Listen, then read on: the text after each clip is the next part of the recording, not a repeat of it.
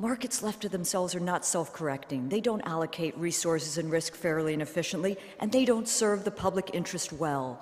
We need to move from a discredited market fundamentalism, which had as its mantra, "You're on your own, Jack," to a new mantra, "We're all in this together."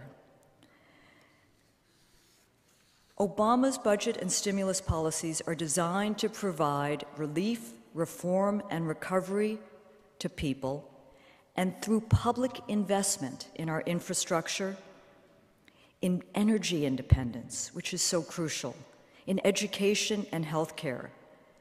These policies will not only avert a deepening recession, but also lay the foundations for a more just, more competitive, more sustainable economy, and, I would argue, more widely shared growth.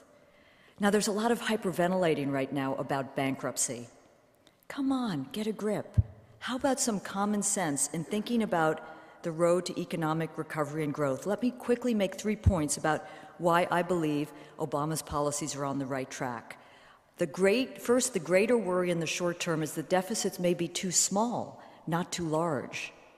If we took the advice of those who argue for cutting federal spending and deficits, it would simply contribute to a downturn that is already the worst since the 1930s. Second, we can afford to take on the debt. This is hard to imbibe, but before joining Senator Judd Gregg in mumbling darkly about the end of the world, we'd be well advised to inhale deeply, calm ourselves, and look around.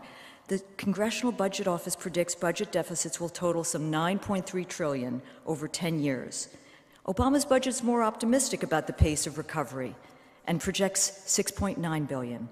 That's a lot of money, no denying that. But this is a very big economy at $15 trillion a year, and hopefully soon growing again. Bill Gates undoubtedly carries more debt than you do, I do, but the burden of that debt, the carrying charges in relation to his income or the debt in relation to his assets, is far less than mine or thine. He can afford to take on more debt. And after 8 years of conservative misrule, the United States isn't in as good shape as Bill Gates, but it certainly isn't broke.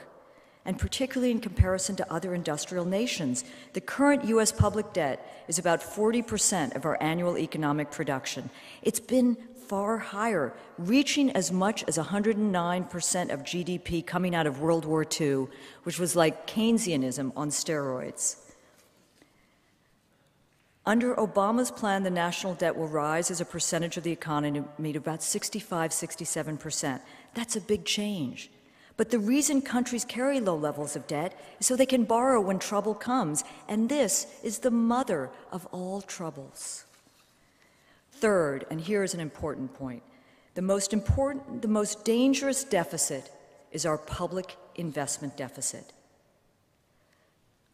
Fact is, we can't really afford to cut the public investments President Obama would make in education, new energy, healthcare, and rebuilding our infrastructure, because for too many years, we've starved basic and important investments to pay for misadventures abroad or top-end tax cuts at home. Now we have a new national security imperative to invest in new energy, reduce our dependence on foreign oil, and begin to address catastrophic climate change. We can't compete as a high-wage economy in a global economy without providing our children with that first-class pre-K to college education. We need to make the changes to provide Americans access to affordable, high-quality health care while getting health care costs under control. Obama's policies lay the groundwork for this.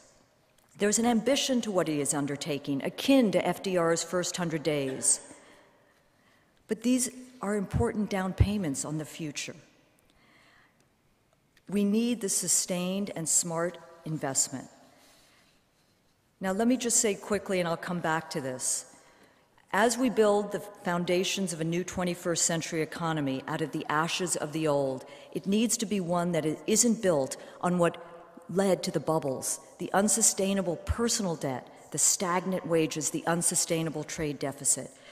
Our task is to build a more democratic economy, one that deconcentrates these big banks, supports smaller enterprises, and doesn't allow the bailout of the banks to proceed as it is currently constructed, that will require citizen mobilization, but it is not cynical, and I will conclude, to argue that in crisis is an opportunity to repair and rebuild a stronger, more humane, more just, more sustainable economy, which we haven't seen for decades in this country. Thank you.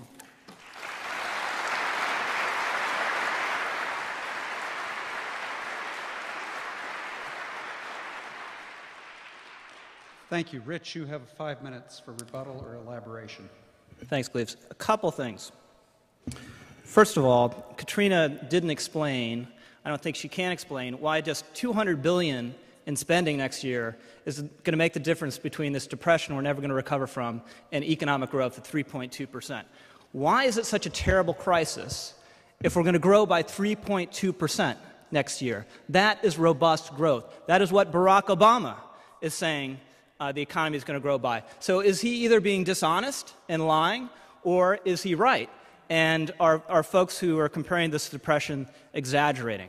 I'd love to hear Katrina explain why. And the problem with this kind of Keynesian fiscal stimulus, it can never really get big enough. It can never be big enough. And if you look at that $700 billion top-line number for this stimulus, well, about 40% or so of it is tax credits.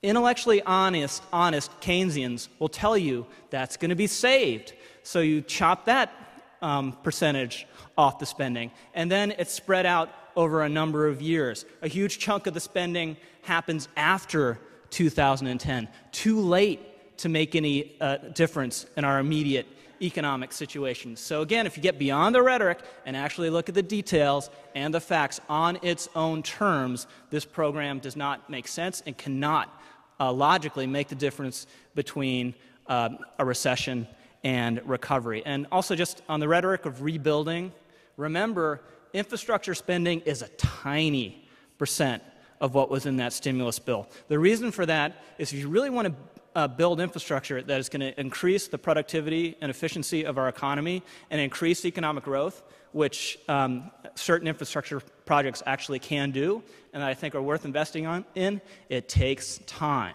It's not just repaving a road tomorrow. It's a years-long process. So again, when you talk about rebuilding the economy, it's not helping it right now. Just a point about the automakers, about the banks. The answer to failing businesses in the long run in our economy, to failed management, failed business models, has to be going out of business. That's what the ground truth of this that we have to get back to. Because if we're just propping up zombie banks and zombie companies, all they are doing is locking up capital that could be more efficiently allocated elsewhere. And one of the scariest things that is happening in our economy right now is we aren't letting folks fail the way they deserve to, which will open up opportunities for the better-run business, for the genius entrepreneur in his garage who has a better idea. On the deficit, this is just, it's an issue that is rife with partisan hypocrisy. I think everyone is Republican, Democrat, right, left is guilty of it at some level. In 2004, I've seen Katrina quoted saying the deficit is exploding, and she made it sound like it was a bad thing then. If deficit spending's so great, why is Katrina complaining that Barack Obama inherited a $1.4 trillion deficit? That should be a cause for celebration. That should be a part of a path to recovery, a $1.4 trillion deficit. Wow, a lot of Barack Obama's work had been done for him. George Bush was already creating a huge deficit. And just remember, Peter Orszag, the budget director for Barack Obama, says these kind of deficits over the long term are not sustainable. And yes, he inherited a big deficit. What's the excuse for basically having trillion-dollar deficits as far as the eye can see, even when the economy is recovering? And I'm glad Katrina thinks those deficits are a wonderful thing. I hope she and others can convince the Chinese they're such a wonderful thing, because they are justifiably nervous about us trying to inflate our way out of this crisis.